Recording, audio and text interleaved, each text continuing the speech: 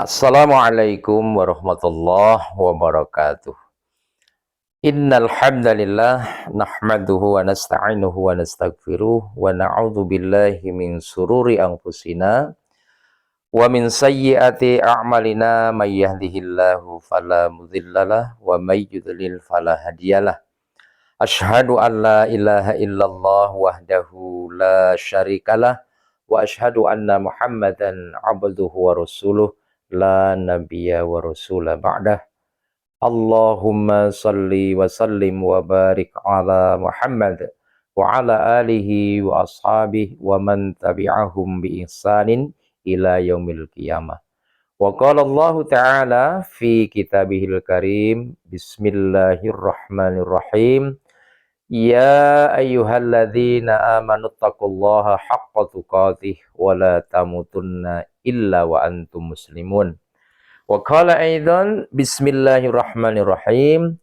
Ya ayyuhalladzina amanu ista'inu bis-sabri was-shalah innallaha ma'as sabirin. Al-ayah amma ba'd. Mas Ardi dan seluruh pendengar setia Mutiara Pagi RRI Bandar Lampung dimanapun berada yang dirahmati Allah, syukur alhamdulillah pada pagi hari ini kembali kita bisa bersua, bisa bersilaturahim melalui acara Mutiara Pagi. Dan mohon maaf barangkali waktunya ini tadi agak sedikit mundur karena memang jadwal sholat kita pada minggu-minggu ini mengalami kemunduran juga. Jadi kita mengutamakan sholat baru kemudian kita bersilaturahim. Salawat dan salam Allah tetapkan atas baginda Rasulullah Muhammad sallallahu alaihi wasallam, kepada keluarga, para sahabat dan kita sekalian yang senantiasa istiqomah di dalam mengikuti sunnah-sunnahnya ila yaumil qiyamah. Untuk memanfaatkan waktu yang sangat barokah ini, saya akan langsung mengajak kepada seluruh pendengar setia Mutiara Pagi untuk terus mengingatkan tentang ibadah yang sangat agung dalam pandangan Islam, yaitu tentang sholat. Bagaimana tadi sudah kita dengarkan tentang tema hari ini bahwa sholat merupakan amalan terbaik bagi orang yang beriman. Kenapa saya katakan bahwa sholat merupakan amalan terbaik dan tidak ada yang bisa mengalahkan tentang keutamaan sholat?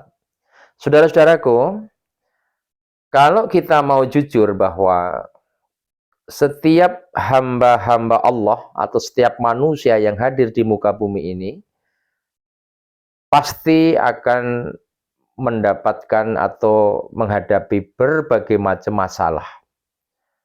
Orang terdahulu dari Adam alaihissalam sebagai kakek moyang manusia sampai manusia akhir zaman pasti akan menghadapi yang namanya masalah. Dan ini merupakan salah satu hal yang menjadi tugas kita di muka bumi ini. Bagaimana kita tidak lari dari masalah, tetapi bagaimana kita bisa menyelesaikan masalah. Nah, manusia ada yang kemudian menemukan jalan keluar untuk keluar dari masalah. Tetapi ada juga yang kemudian dia tersandra, bahkan menjadi celaka karena tidak mampu menghadapi masalah.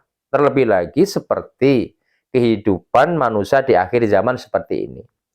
Kita sering mendengar kisah ada orang yang stres, bahkan ada orang yang mengakhiri hidupnya sebelum Allah mencabut nyawanya atau bunuh diri. Ada orang yang mencari kebahagiaan tetapi nggak dia ketemukan.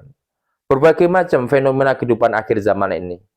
Yang intinya apa? Ternyata semakin kesini manusia semakin dibebani oleh berbagai macam masalah. Masalah kehidupan ekonomi, masalah kehidupan sosial, macam-macam. Nah, sebetulnya kita beruntung menjadi orang Islam ini ya. Bagaimana tidak beruntung? Sama-sama diberikan masalah oleh Allah. Orang Muslim dengan orang yang tidak Muslim itu perbedaannya di dalam menyelesaikan masalah, mencari solusi.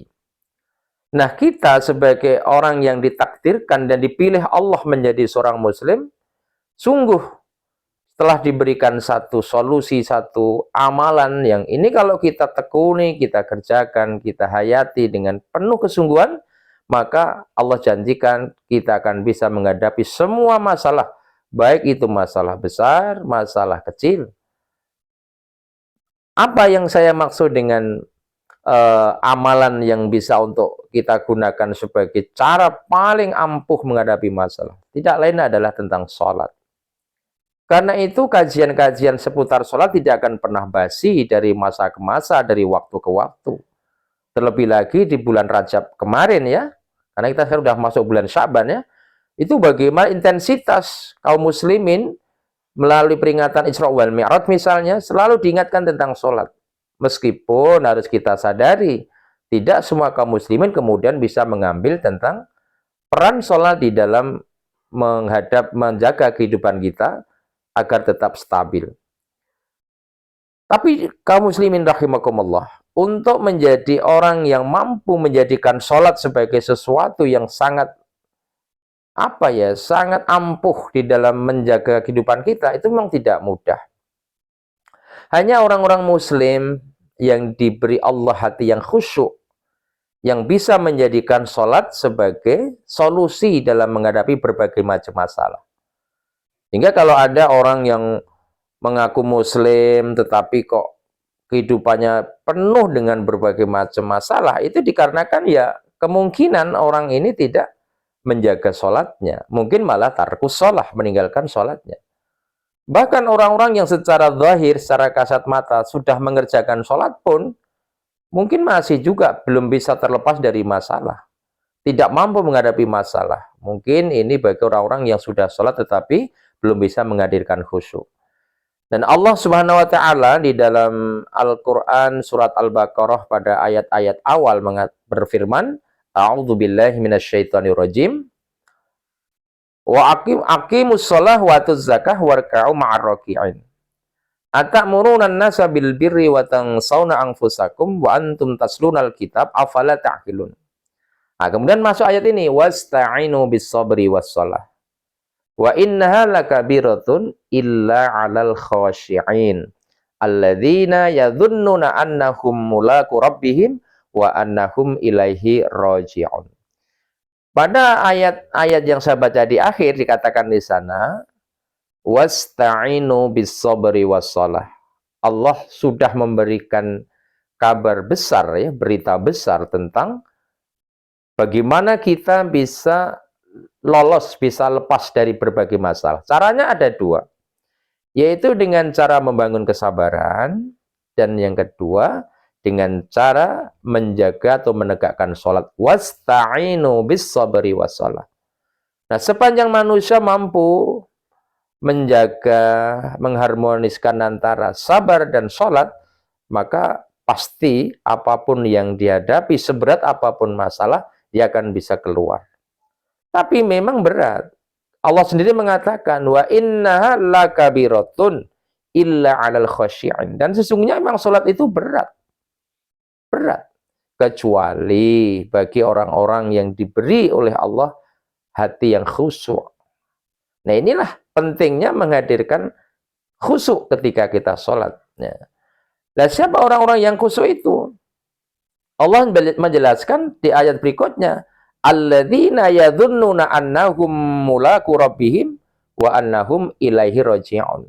Orang yang khusyuk itu orang yang yakin, orang yang sangat percaya, tidak bimbang bahwa dia akan berjumpa dengan Rabb-nya. Ya, dan dia yakin bahwa dia akan kembali kepada Rabb-nya, kepada Allah Subhanahu wa taala. Artinya orang yang yakin bahwa hidup di dunia ini pasti berakhir, dia akan mati, kemudian dia akan menghadapi kehidupan abadi di akhirat, dan dia akan ketemu dengan Tuhannya, dengan Allah Subhanahu wa taala. Inilah yang dikatakan khusyuk.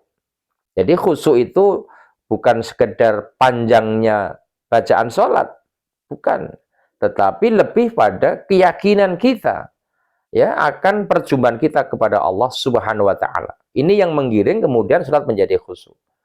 Saudaraku yang dirahmati Allah, jadi kalau hari ini mungkin di antara kita dihadapkan berbagai macam ujian, musibah, atau apapun bentuknya, tetapi kita kemudian tidak mampu bertahan, cobalah kita sekarang perlu jujur, benarkah sholat yang kita kerjakan ini sudah masuk kategori khusyuk? Ini pentingnya sebagai seorang muslim ya, ketika diberikan syariat sholat. Kemudian di ayat lain yang juga kita perlu renungkan ya, memang generasi-generasi yang lahir setelah baginda Rasulullah Shallallahu Alaihi Wasallam, setelah sahabat, setelah tabi'in dan tabi'ut tabi'in, itu memang nanti akan hadir generasi yang tidak menjadikan sholat sebagai sesuatu kebanggaan. Kalau di dalam Quran surat Maryam ayat 59 itu malah dikatakan nanti banyak generasi-generasi setelah generasi para nabi dan rasul itu yang adha'us shalah, menyia-nyiakan sholat. Seperti termaktub dalam Quran surat Maryam 59, A'udzu billahi minasyaitonir rajim. Bismillahirrahmanirrahim. Fa khalafa min ba'dihim khalfun adha'us shalah wattaba'us syahawat fasawfa yalqauna ghayya. Maka di belakang mereka, artinya di belakang para nabi, sesudah kehidupan nabi, kehidupan rasul, ya, akan ada generasi yang buruk, yaitu generasi yang adha'us shalah, menyia-nyiakan salat. Wattaba'us syahawat, bahkan generasi yang justru memperturutkan hawa nafsu. Fasawfa yalqauna ghayya, maka kelak mereka akan mendapatkan satu kesengsaraan, satu kehinaan, satu kehancuran. Saudaraku, pendengar setia Mutiara Pagi RRI Bandar Lampung dimanapun berada, coba mari kita renungkan tentang ayat ini. Benarkah di zaman di mana kita hidup ini masih atau sudah banyak orang-orang yang masuk dalam pengertian kategori menyia-nyiakan sholat? Pantas kalau kemudian sekali lagi di akhir-akhir zaman ini banyak berbagai macam penyakit jiwa, psikis, psikologis yang menimpa umat manusia, ya, terutama kaum muslimin ya. Kenapa? Ya karena memang kita sedang menyia-nyiakan sholat. Dalam kitab Tafsir Al-Muyassar, saya mendapatkan satu penjelasan bahwa yang dimaksud dengan menyia-nyiakan sholat itu, diantaranya pertama adalah orang yang betul-betul meninggalkan sholat. Ya. Bagaimana tidak dikatakan menyia-nyiakan sholat? Allah memberikan satu jalan keluar kehidupan yang paling efektif, tetapi justru kita jauhi. Jadi adha'us shalah mana pertama adalah tarkus shalah, meninggalkan sholat. Jadi sekarang lihatlah kanan kiri kita, di masyarakat kita. Betapa banyak orang menyatakan dirinya muslim, tetapi dia tidak menunaikan sholat. Bagaimana mereka tidak dirudung berbagai macam masalah. Mana yang kedua, adha'us shalah itu bukan hanya meninggalkan, ya. Bukan meninggalkan, dia mengerjakan sholat, tetapi suka-suka dia. Waktunya tidak mereka jaga. Ya, kalau mau dia sholat, kalau lagi tidak mau tidak sholat. Ini yang sering terjadi juga ya. Dalam sehari semalam mestinya sholat 5 waktu itu ya 17 rakaat. Ada subuh, ada zuhur, asyar, maghrib, isya. Tapi ada yang hanya mengambil beberapa sholat saja. Mungkin dia mau zuhurnya, tapi tinggalkan asyarnya. Dia hadir di maghribnya, tapi dia hilang isyaknya dan subuhnya. Ini termasuk menyia-nyiakan sholat. Nah, orang macam begini ini, walaupun bagaimana, dia tidak akan pernah tangguh menghadapi masalah. Karena apa? Kekuatan dalam jiwanya dia main-mainkan. Sholat itu kekuatan jiwa. Itu termasuk menyia-nyiakan sholat. Bahkan kadang-kadang hanya urusan apa ya? Urusan rapat, ya, urusan ngajar, urusan paling ngurus dunia. Nah, itu banyak orang yang kemudian menyia-nyiakan sholat. Jadi jangan pernah kita mengatakan walaupun sudah sholat kemudian lolos dari ini. Belum tentu kalau kita mengabaikan tentang waktu-waktu sholat. Yang ketiga, termasuk adha'us shalah siapa? Orang yang sholat, dia sholat dia. Tetapi dia memperlakukan sholat itu sesuka dia. Bacaannya enggak tartil, terburu-buru, gerakannya semrawut, Loh, orang seperti ini kan tidak akan pernah mendapatkan daripada pelajaran hikmah sholat. Ya. Nanti, tadi udah disinggung sama Mas Ardi nih, bentar lagi puasa Ramadan nih. Dan salah satu hal yang ditunggu-tunggu kaum muslimin adalah sholat tarawih. Walaupun ketika sholat 5 waktu di bulan Ramadan nggak diperhatikan. Ini anehnya orang Islam ini ya. Jadi sholat 5 waktu yang diwajibkan tidak diurus, tapi kalau udah dengar sholat tarawih, wah semangat. Bahkan banyak yang sampai ribut, ya, ribut jumlah rakaat, ribut masalah ya apa bacaan macam-macam gitu. Padahal itu kan perkara sunnah itu. Ya tapi terlepas dari sunnah atau tidak sunnah ya, yang jelas ada sebagian umat Islam itu yang ketika sholat tarawih itu memperlakukannya dengan semena-mena. Bagaimana saya katakan semena-mena? Bacaannya begitu cepatnya, satu Al-Fatihah dibaca satu nafas, ya. Bacaan suratnya nggak tertib, gerakannya nggak tumak ninah. Ini karena apa? Dia tidak memahami tentang hikmah sholat itu. Nah, orang atau umat seperti ini jangan pernah mendapatkan atau berharap mendapatkan pertolongan Allah. Dia malah nanti diancam. Apa dia? Dia akan dipukul dengan sholatnya. Dia akan disiksa sendiri dengan sholatnya karena dia menyanyikan sholat. Nah, yang terakhir, termasuk orang-orang yang masuk dalam kategori adha'us sholah, menyanyikan sholat adalah orang-orang yang sudah rajin sholat seperti kita-kita ini insya Allah, tetapi belum bisa atau tidak bisa mengambil hikmah daripada ibadah sholat. Artinya secara kaifiat telah kita kerjakan, tetapi pesan-pesan moral daripada sholat itu belum bisa kita laksanakan. Misalnya, ada orang ahli sholat tetapi juga masih biasa main judi, ada ahli sholat tapi juga masih membiasakan minum-minuman keras, ada ahli sholat tapi juga masih merasa nggak berdosa ketika bersentuhan dengan riba. Nah, seperti ini menggambarkan bahwa kita masih adha'us sholah. Dan saya tutup dengan sebuah hadis ya. Apa kata Nabi? Man lam tanhahu sholatuhu anil fasya'i wal munkar lam yajdad minallah illa bu'dan. Wa innaha tulafu kama yulafu thawbul bali wa yudrabu ala wajhi. Ya. Barang siapa yang dengan sholatnya tidak mampu mencegah perbuatan keji dan mungkar, maka sesungguhnya dia tidak akan pernah bisa berdekat-dekat kepada Allah illa bu'dan, bahkan akan semakin jauh dari Allah. Itu di dunia. Wa innaha, dan sesungguhnya sholatnya itu nanti tulafu kama yulafu thawbul bali, akan dilipat, digulung. Seperti halnya melipat kain yang kotor, kemudian akan dipukulkan ya dengan gulungan kain tadi di wajah mereka. Artinya orang yang sholat pun sudah sekalian akan terancam dengan pukulan yang tidak menggembirakan. Karena itulah, mari saya mengajak kepada kaum muslimin seluruhnya, mari kita bersyukur sebagai seorang muslim yang di dalamnya kita diberikan syariat sholat. Insya Allah dan yakin ketika sholat dan sabar kita padukan, kita selaraskan, kita istiqomahkan, maka berapapun beratnya, berapapun banyak masalah, betapapun beratnya masalah, Allah Subhanahu wa taala berjanji akan menolong kita.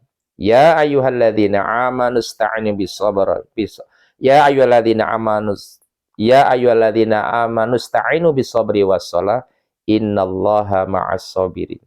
Hai orang-orang yang beriman, jadikanlah sabar dan salat sebagai caramu mendapatkan pertolongan Allah, dan sesungguhnya Allah bersama orang-orang yang sabar.